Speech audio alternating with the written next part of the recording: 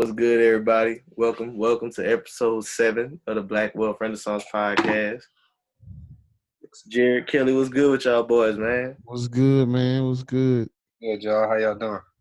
I'm with it. What's good? What y'all boys been up to this weekend, man? Enjoying the family time, man. You know, it's Easter weekend, it's family time. Man, missing my family. I'm still up here in school, trying to get a job. But yeah, I miss my family, man. Easter weekend. I think this might be the first Easter weekend I ever missed. Dang. But so stop stressing about that job. It's already written, my brother. You right. Written in stone. You got it. It's gonna happen. It might not be where you want it. Yeah. Hey, at this point, I accepted that already. Things, they just gonna happen how they happen. True. Yes, sir. Yes, sir. Jalen, what about you, my brother? How you been, man? Man, been good, man. Allie just kicking my tail today, but other than that, been good. Chilling out. I feel you. Eating some crawfish, getting off food. Man, How y'all do all that work to eat them crawfish, son? It's too much. I'm craving crawfish. I want some so bad. Dang, son. It's not too good. The food up there ain't too good.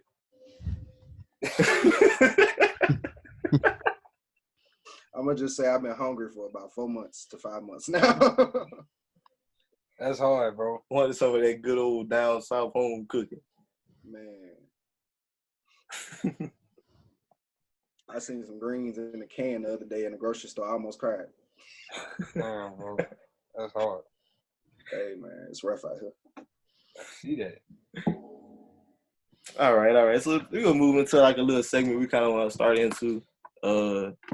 Call like what's on our timeline. Just kind of see what y'all been seeing on social media that's kind of like stood out to you and been impactful and stuff. One thing I saw that was pretty cool the other day.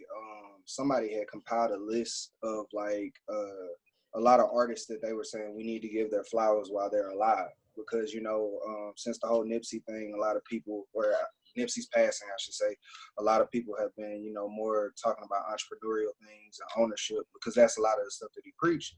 But he's not the only one, you know what I'm saying? So they were saying like Rick Ross, Slim Thug, Master P. A lot of rappers that are already like popular out there have similar or the same message, and we need to start like appreciating those people and giving them their flowers while they're alive. Yeah, that's pretty dope. It was definitely Killer Mike and Killer Mike too. Yeah, man, can't forget Killer Mike. David Banner. Yeah, David Banner. Can't forget David Banner. I know that was one of the two guys in the picture. Mm-hmm. It's a lot though, man. Yeah, it really is. Like it's kind of like that other one. That's like there's a Nipsey in your hood that you're not supporting right now. Like that's another one that's true. Like whether we want to acknowledge it or not, one of the reasons Nipsey had so much effect on a lot of people is because he was famous. And that's just like that's the fact of the matter. But there's somebody who isn't famous that's probably trying to do that in your hood right now. But you don't want to get them the support. Yeah. They also gotta prove themselves. Don't get me wrong, but like they still need that support. Right. definitely. Yeah, I know y'all got something else going on. Y'all got a deal going on. Huh? Oh yeah. That's actually we just got off the phone with the guy. We after we done with the podcast, me and Jalen are gonna go to the house we had told Joe we got under contract. We got a seller interested. I mean a buyer. Excuse me. He's interested. Dude I worked with last weekend through my job. So it's just like cool. He's into all the same type of stuff. And he's motivated. So y'all pray for us. Hopefully this goes well. Next week, good news, hopefully. Yeah. Might be that first wholesale deal coming up. That first deal. We've been hurting. The only thing I've seen on my timeline, I did want to talk about two things was the Chris Williams, about him getting he's the youngest African American to own a franchise, I think a Subway franchise out in Atlanta. Did want to talk about him, and then I did want to talk about like how Beyonce flipped the bag. Yeah, that was a good one. I do want to talk about that. How normal people get, they get paid maybe $3 million to do a show at Coachella or something, or just something similar to that. But she flipped it, and now she made it a documentary series, and also coming out with an album with it. So I mean, that's a whole bag in itself. That thing in the equity, son. Exactly. Equity positions. Goddamn Beyonce. That's the big thing with ownership. Ownership is about equity. It's a mindset. You just want the equity. Right. And kind of going from there, that kind of touching on what we're going to talk about today. That's exactly what we want to talk about You y'all always today. do that. I like the way you be leading that. Hey, we just find our way there. Yeah, we talking about mindset because we feel like mindset is something we touched on in every episode, and it's something that's really huge that we have to really focus on if we want to get where we trying to go in this entrepreneurial journey, part of this Black Wealth Renaissance. Right. So with that being said, we kind of want to just kick it into it, and we want to talk about the mindset that you have to make money. Like, yeah, that money making mindset, it all goes back to an abundance mindset, because you can't want to make money and think you don't have enough money or there's not enough ways to make money. I never have money. Like, you can't be negative about money. Yeah, we got to stop thinking as money as being the root of all evil too. Yeah, that's another thing that we got to stop thinking about. Maybe the love of money or like a hunger. I don't know, but I just can't sit here and say it's the root of all evil. Going off of what we were talking about earlier, like without money, any of the different things or the people that we were talking about before, Slim Thug, Nipsey, Rick Ross, all of what they do requires money. So True. It's like, it's not so much that the money itself is evil. We have to change that mindset and get it to where we understand where the money is a tool. You know, to say that. Be used. Yeah. Definitely, you got to think of money as a tool to generate more money. Can't think of it as something so I can go buy something, or tools. You got to look at it as a financial tool to get you somewhere else. Right. And the somewhere else is always in the future. You always want to focus on the long term. I'm real huge when it comes to money. You got to believe in delayed gratification. Yeah. Like, that's the way to use money as a tool.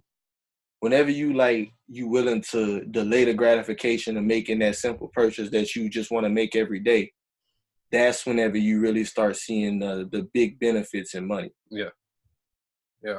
An extra $50, $60 a month do some difference. Especially over the course of a year. Definitely. Extra 50, 60. I kind of rewinding again to what I saw on my timeline. I was in a post where a young lady was talking about her monthly maintenance, and she was spending between nails, hair, just stuff of that nature. She was spending like $700 a month. What? And I'm like, you spending $700 a month? Do you know how many, like, you could purchase an asset with that? Like, that is crazy to be spending that type of money or get a business started with that. But you spending that type of money on yourself. Not to say that you can't, enjoy your money and spend money on yourself, but $700 on her appearance? Yeah, I promise. I'll show you. Wow. Yeah. And that's the difference in mentality. You can't have that consumer mentality. Yeah, right. It's two types of mentalities: consumer and investor. Choose which one you are. Choose wisely. Very wise. Shout out, I was just about to say shout out J. Cole because that dropped a year ago today, so that's fine. Mm-hmm. Oh, that really did. Yeah. That's dope.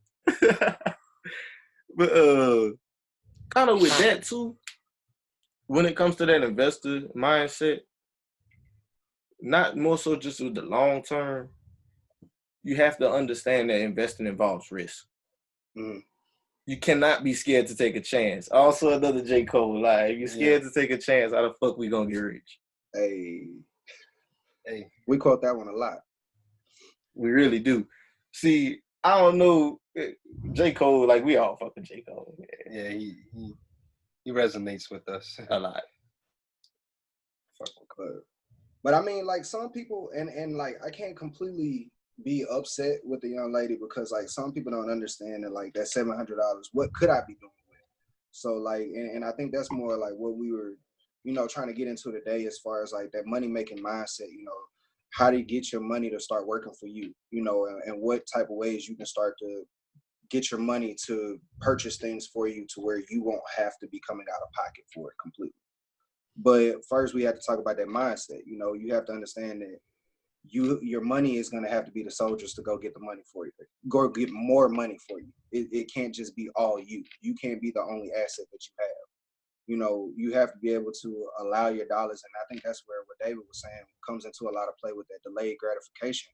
You have to be able to let the 700 that you have right now that you want to spend on your hair, your nails, all this other stuff, you have to be willing to put it into something that you might not see the fruits of your labor until like a year from now, 2 years from now, but you know that it's coming. Yeah, because I think one of the best things you could do, especially right now, if you don't know what you want to invest in, get you an IRA. It might take forever for you to actually see the benefits of it, but you know you're gonna get benefits for it whenever you do decide to retire. And even before you retire, you could, like we talked about this on episode 3. Yeah, retirement episode. You can self-direct your IRA and then use that money later to invest in real estate. Like it's different ways that you can invest with IRAs, and just it's ways with delayed gratification. Like I said, that extra $50, $60 a month can go a long way. A long way. Definitely. I like how you're talking about making your money work for you versus having like working for your money. Like there's a difference between earned income and passive income. There's two different types of income you have. Earned income, obviously, that's where you work for your money. You put your hard-earned time, that sweat equity, that's where you get that from. And your passive income, that's where you make money while you're sleeping. That's like that. that's nice that money, man. that's gonna come in every time. And that's whenever you have your money working for you. That mailbox money. When you able to wake up and see that you got more money in your bank account while you were asleep, that's the best feeling ever. You ain't did nothing. You just woke up, looked at your phone and said, damn. I made $130 while I was sleeping. But you know what, though? I can't even say you did nothing. You planted that seed, and now you just reaping the fruit. Yeah. And a lot of the times it's the work that you got to do on the front end, and then it start coming in. So sometimes, like David said, that delayed gratification, you might have to put in that work on the front end. You, like he said, save that money, then you invest $1,000, $1,500. But once that money start coming in and you start getting your return on investment, you're going to be like, oh, this is pretty nice. I wish I'd have been done this. Like, I wish I'd have been thought about this. And then once you unlock that, it's just so many more factors that can come into play. And, like, from reading, I've always heard, like, the hardest part is making your first major investment, like your first major capital. Once you learn how to make your money make money for you, the sky's the limit. I also want to go back to talking about the risk. One thing I did hear about recently, and it resonated with me, was if you feel comfortable making that investment, you're not taking enough risk. Ooh. You gotta feel a little uneasy about it. You gotta have a little bit more risk in it, so where you're not 100% comfortable, but you feel like maybe it might be a good investment, but you're not 100% sure. That's when you're taking enough risk in it. And don't take the risk thing like a bad thing. It's okay to fail, because the failure, look at failures just as a way to correct something. Well, you know what? I'm not going to invest in that no more. I'm not going to invest it the way I did before, just to correct the way you did it. And with like mentioning risk, failure with risk is not always 100% necessary. Like, don't get me wrong, you're going to have to bump your head a few times, but you also got to understand that whenever you taking risk, you have to manage them risks. Like, you have to take those risks and make sure that you're making a wise investment. You have to understand. Like, whenever you go into an investment, you want to really try your best to understand what you're investing into. Like, how much money is it actually going to make? Things of that nature. Like, you have to try to find investments that are going to be not a guaranteed return, but have a higher probability of return than, say, like, I'm a big richest man in Babylon guy.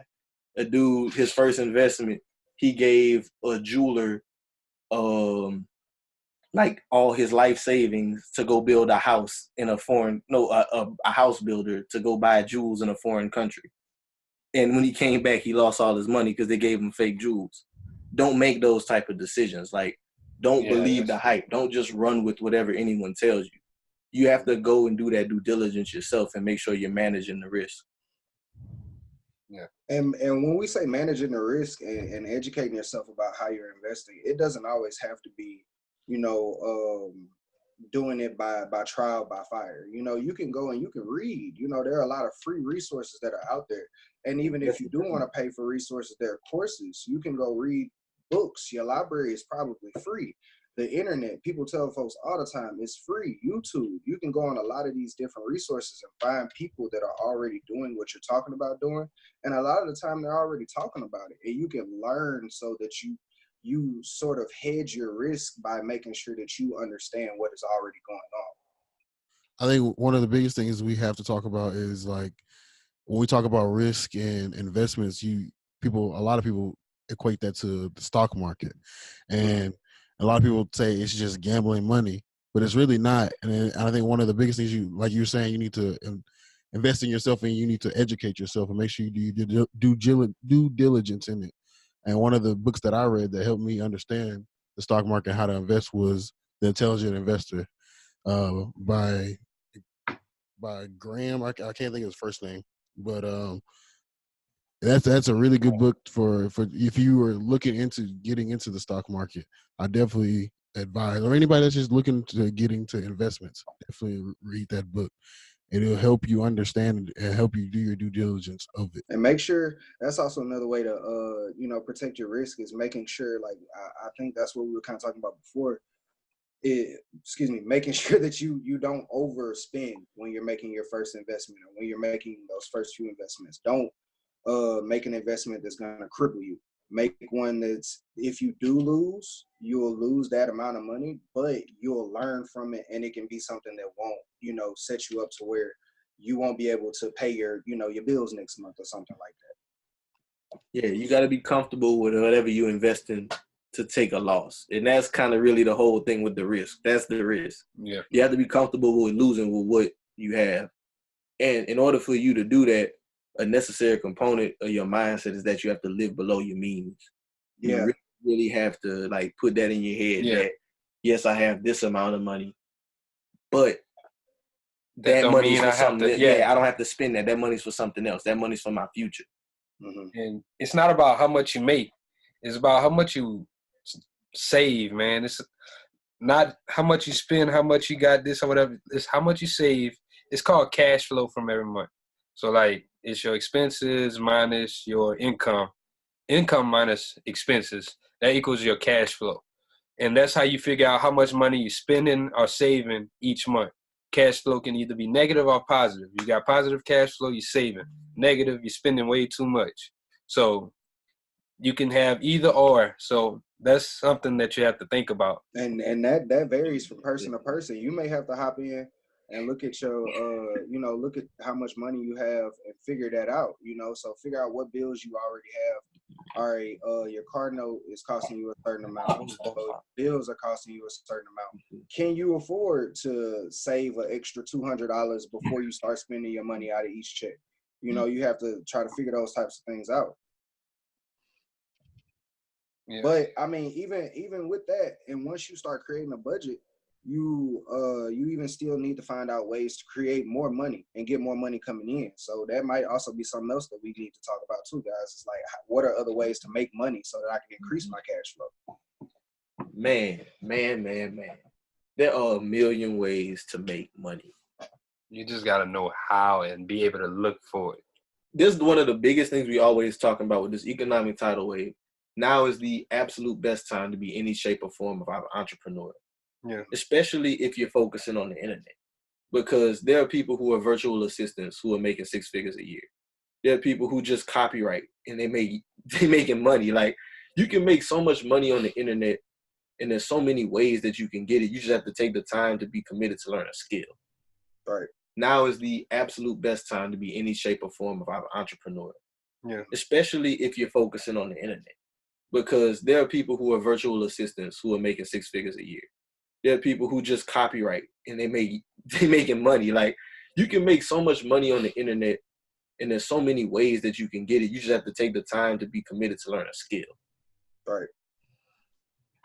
Facts. And that's very true. And a lot of the skills that will make you money, again, I am the big resource person. There's a lot of them that have free resources. You can go on, I know several different things, like you mentioned copywriting. They have SEO classes. They have copywriting classes. I'm Google AdWords certified, and I got that for free. People have all types of stuff. You can learn how to Shopify, I know, which is a very popular platform. They're not paying us, but a very popular platform that people use to make websites. Folks can go, they don't know, a lot of people don't know about Shopify Partner, which you can go under, which is a program that teaches you how to build websites. They teach you how to make the money from them and from you building websites for other people. So it's like there are a million different ways out here to learn how to build up a skill for free that will make you more money. And Jay, can you actually go and go into like definition of what an SEO is? Okay, so SEO is like search engine optimization, basically, or that's what it stands for. Basically, it's how do you rank on Google?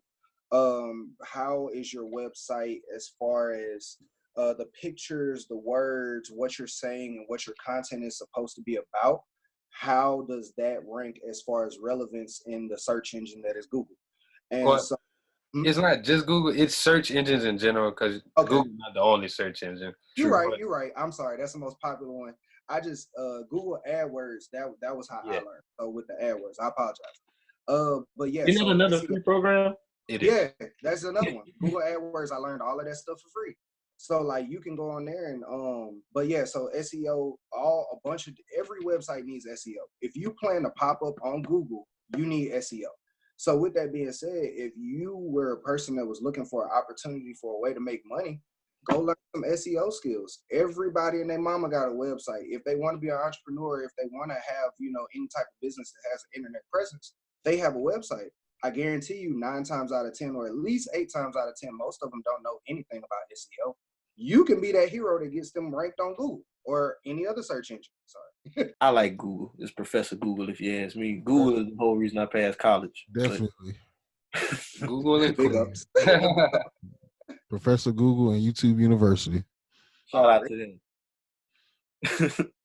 But yeah, also with making money, kind of to segue kind of from what Jared said, whenever you're doing stuff like that, you learning the skill. We always the front end, back end guys. Yeah. On the front end, you learn the skills, and then on the back end, you learn the skills and provide free value once you learn the skills. You don't just take the skills and hold them in and market yourself. You take the skills and provide some free value. You got to give people something for free. That's the only reason they're going to come around. Right. But because they like you so much for free, they want to do business with you. And when he says do something for free, he don't mean like just run your whole business for free. Like know your worth and know your value too. Yeah. Because you don't want to just, if you're really good at something, just go doing it for free for everybody, then everybody going to start taking advantage of you. But whenever he mean like build value, if you are like into search engine optimization, you could probably go on different folks who have like Instagram accounts or who have websites and say, hey, I can show you how to get this. I can show you how to get to this next level. Here's some examples I can give you. Now let me put the work in and let me show you how to get to that next level. And then even switching up a craft, I saw something else on just on Twitter the other day that I thought was pretty cool. This guy, I think he was showing a house or something like that, but he said randomly this photographer just popped up and he offered to take all the pictures for him, took pictures for him, did a video for him, all this different stuff. He provided that free value, and he didn't have to pay him or anything, but via that, now the guy says, oh yeah, I'm booking that kid to do everything for me. So now for him doing one free photo shoot, showing him how I can do, what are my skills? Now he wants him to pay. He wants to pay him to do everything else. So it's like that. I think that's another good example of how you can provide free value for somebody that won't per se hurt you, but it can definitely propel your business to the next level. Yeah, definitely. I think also after you provide that free value, you start getting business rolling. You start how you can manage your intellectual property. So maybe it's learning SEO. So now you know the ins and outs of SEO. So you create a book. So now you start selling, or you maybe even giving it away for free, like them still with the free value to start another business. But that's your intellectual property. You have the rights to that. And that generates income without you having to do any work, usually the front end work of it. Yeah. That's some good way to make money too, like intellectual property. Whenever he said that, some examples I would give is like ebooks or even a book in general. Or if you have a great idea, you know how like you go on Shark Tank, you see people on Shark Tank, they go and they pitch their idea.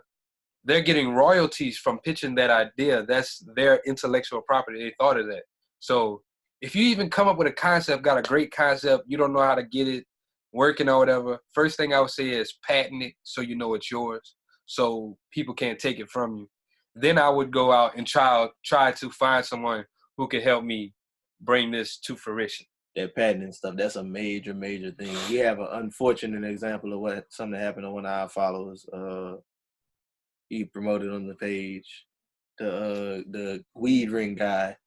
I had asked him because I looked at it and I was like, man, this is really genius, bro. Like, not everybody will want it, but people would buy that. Like, it's a pretty cool little invention. And I asked him if he patented it, and he didn't. And Raw made their own.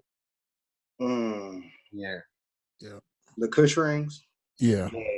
Dang, I hate that. So you gotta know how to protect yourself too, especially when it comes to stuff like that, like intellectual property. You gotta know how to protect yourself. Yeah, that may have to be another topic we hop on another time too, and kind of go over how to protect yourself. Yeah. But from there, like with the protecting yourself, it all comes back to another thing that we really want to get into. It's about keeping your money. Jayla had mentioned it earlier. It's not about how much you make; it's about how much you keep. So we want to get into ways to save money again. Just to kind of reiterate to y'all that budgeting is necessary. Yeah. Like, it's a necessary component of that.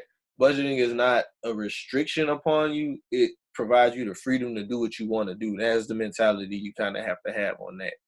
Yeah. I actually heard a quote from a musician. He was like, I have freedom because I have discipline. That discipline that I instill in myself allows me to have freedom. That discipline is like on the front end where I'm saying I'm not going to spend this money. But then a year from now, I'm in Bora Bora on the beach in a I forgot what they call, man, the little houses, the huts on the water though. Like, it's because I was able to sacrifice on the front end and have that discipline. Now I have the freedom to go do whatever I want to do. Mm-hmm. That's something I always think about. That discipline can take you a long way. Definitely. I think one of the biggest things is when you're keeping money, you got to know that especially when you're starting your business, you need to reinvest right back in it. It's not taking the money out as soon as you get it and I want to buy that new car that I always wanted. You know, I want to keep reinvesting it. Reinvest and grow your business first. You know, there's a lot of people that are millionaires and billionaires that grew their business. They didn't take their first check till they grew about 5 years from their business. You know, you got to think about that. These guys are reinvesting and reinvesting. That's how they actually grew to be that big. Yeah. I learned that via shout out Erica Classy Climb. You know, people try to cash out Big Willie style. That's what she call it. Yeah, like cash out Big Willie style. Yeah, man, you got to make sure when you're making those first few profits that you reinvest in the business and that you're making sure that you're budgeting for growth.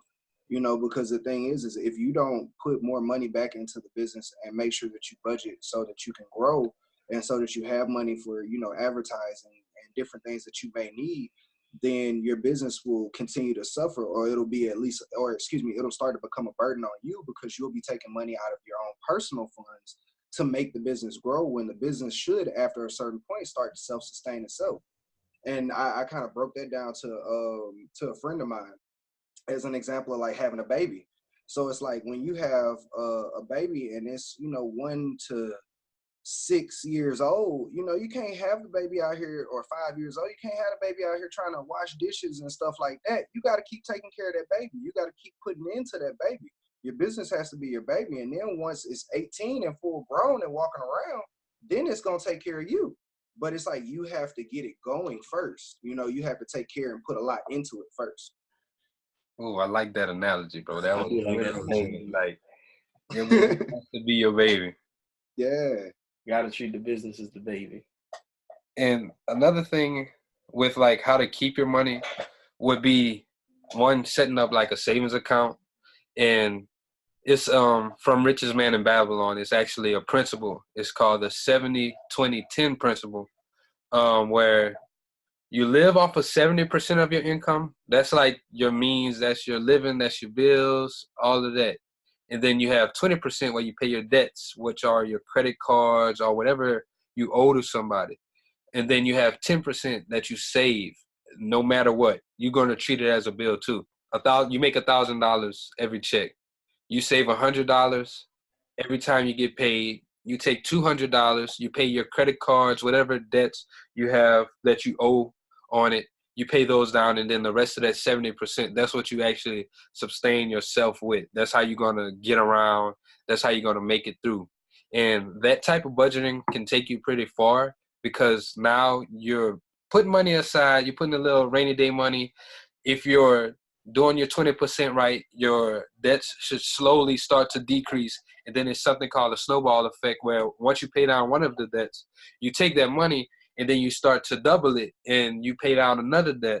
And then you just keep on paying it down to where you eventually become debt free. And now, instead of having to use that 20% on a debt, that becomes 90%. You can either save the 20 or you can add that to your spending. And I think that's like really big, especially when it comes to like people first starting to try to invest or first starting to get their business going.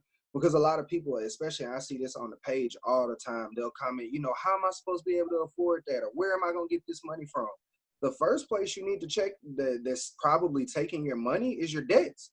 So like if you can start to figure out how am I going to budget to where I can start knocking out some of these liabilities that are eating up the majority of my check before I even see it, then you can start to realize more of your check and you can have more to save, more to invest, more to do with. Exactly.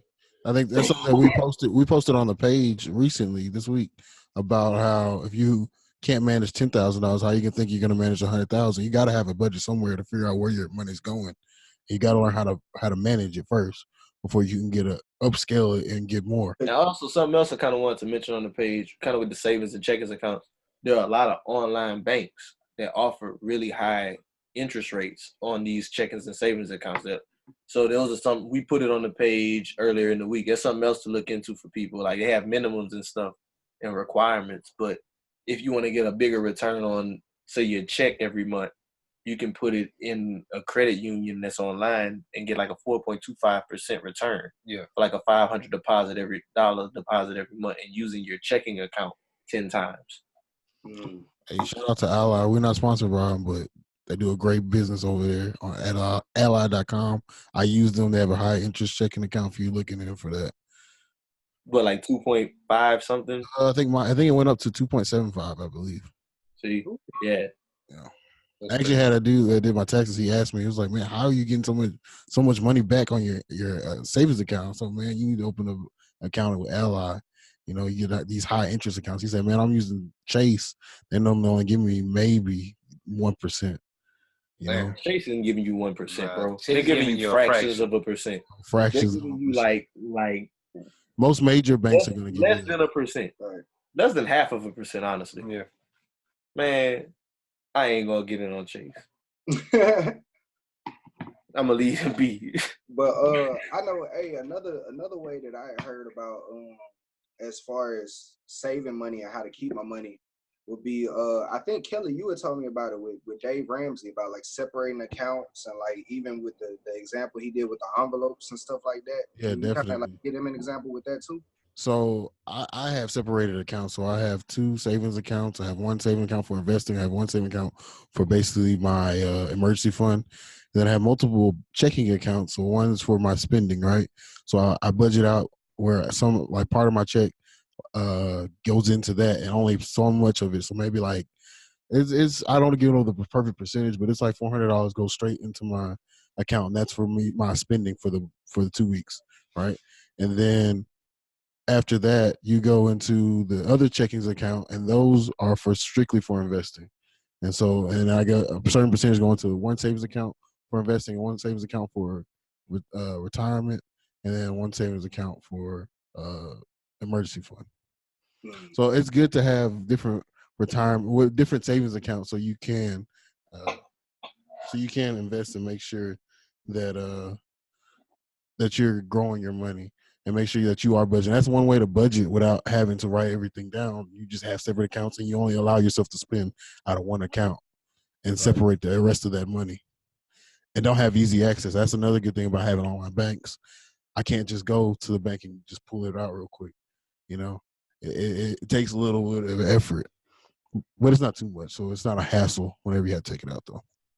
And kind of from there, I kind of want to go into what's kind of funding that at the time being, because like thinking about us where we are in our journey right now, we all are either in a 9-to-5 or searching for a 9-to-5, and we are using that income to furnish those things. And that's one thing I really wanted to get in on, was how you have to let your business grow using the funds from your business, like Kelly had mentioned earlier. And to do that, you have to keep a 9-to-5. You have to keep a job. You have to keep some form of income coming in, because banks aren't going to give you a loan, or like nobody's going to want to finance you if you're just starting out a business and you don't have a stable source of income. Y'all even have any track records, you haven't proven yourself to be able to sustain with money or whatever, they're not giving it to you. They're not, like, it's one of those things. Would you give your money to someone who doesn't have a track record of returning money? Or they don't even have a job? Like, how you gonna give me this money back? But I'm an entrepreneur. See, like, it's one of those things. I think 9-to-5s really get shitted on a lot in terms of like the whole internet sphere and stuff. But it's a necessary part of your journey for most people. I'm not gonna say for everyone, but for most people it is, because you have to find a way to fund your businesses while getting them off the ground. And I'd say dang near, in my opinion, almost everybody. Because I look at somebody like House Buying Brian, who I've been following for a little while. And like, I think he had been wholesaling, I know, for 2+ years, 2-3+ years. And he was making really good money off of it and just retired. Like just stopped going to his 9-to-5. And he was making great money off of wholesaling. So if he is making wholesale money, and he's speaking at events and stuff like that, and he's still working his 9-to-5, what makes you think just because your business generated $500 last month that you need to quit? No, you still need that 9-to-5 so that you can get it up to a better point to where it can produce even more money. Like I said, you don't want to be that parent that got your 7-year-old out here trying to do all the work for you. Like, you need to keep putting in and let that child grow. Hey, also shout out to O'Neal, man. O'Neal's another dude, a testament to that. Neil got a 9-to-5, go to his 9-to-5, and does this real estate thing for real. Yeah. My dude, 25 with plus 25 properties. So, like, just think about that. And still go to a job. And still go to his job. It's a grind, man. It's definitely a grind. Nobody said it was going to be easy, though. But the payoff will be worth it. Once you get your business up to a point where it's sustaining itself, you're not having to put any more money into it, and it's generating enough income to where you can take money out of it and it's not hurting the business, then you're winning. Now you back to that point that we was talking about earlier in the episode, where you just rolling over, looking at your phone in the morning like, oh, dang, I didn't even know. Where did that 1,000 come from? Where did that 3,000 come from? I did want to mention this last little bit, especially I think all of us can relate to how Black Wealth Renaissance is really, really early in its stages, and how what motivates us is how we know it's going to be bigger in the future. Yeah, that's what's motivating us is it's early in the stages, and it's doing great for itself right now, but we're excited for what's going to happen in the future and how it's growing. And that's what you need to focus on, not necessarily what's going on right now. You may not be making any money right now, but think about what you're going to be doing in the future. These are just a foundation for you so you can build your house. Only as strong as the foundation you're building on. Yep, sure is. And that's why it's so important to have that long-term mentality. Well, everybody, we're going to go ahead and wrap up episode 6 of the podcast. Oh, man, episode 7 of the podcast. I apologize. Well, yeah, man. Jalen and I actually got to get rolling.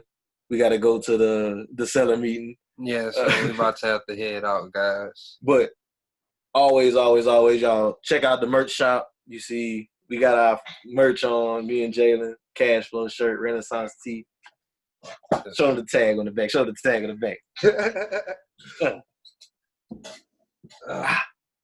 Okay. Yeah, y'all make sure y'all check us out on YouTube. We just launched the YouTube. BlackWealthRenaissance.com is up. Go to check out the website, BlackWealthRenaissance.com. Yeah. We got budgeting tools. We got finance tools. Just check it out, man. We got all kind of got the real estate directory. Yeah. Everything. Realtor directory, sorry. We got the courses. We got a few courses up there. We got the Notary Business School, Mobile Home Elite Investors, the Wealth Culture. And then a budgeting course. Yeah, so y'all make sure y'all check that out. We trying to provide y'all with these tools for attaining and maintaining this wealth. Yeah. Cannot forget, y'all, like, subscribe, rate, review. Please. Let us know what y'all want to hear. Yeah. Like, let us know what y'all want us to talk about. Like, just help us grow as a podcast. Like, we just want to spread the message and hopefully give y'all some insight on some things. And yeah, man. This is Black Wealth Renaissance. Signing out.